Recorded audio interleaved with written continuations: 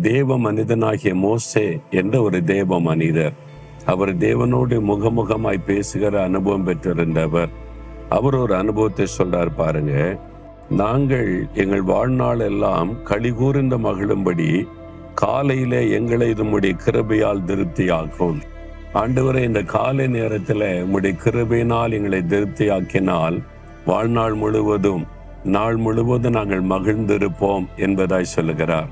எனக்கு அன்பானவர்களே, இந்த மோசையை தான் ஆண்டவர் சீனாய் மலைக்கு வா, நீ மலை உச்சிக்கு வா, நான் உன்னோடு பேசணும்னு ஆண்டவர் சொல்லுகிறார்.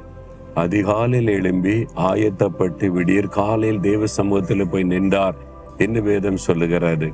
அப்ப அதிகாலை நேரம் நம்ம தேவ பிரசன்னத்துக்கு போகணும். அந்த காலை தோறும் அவருடைய கிருபை நமக்குள்ளே ஒரு பெரிய களிகூறுதலை கொண்டு வரும்.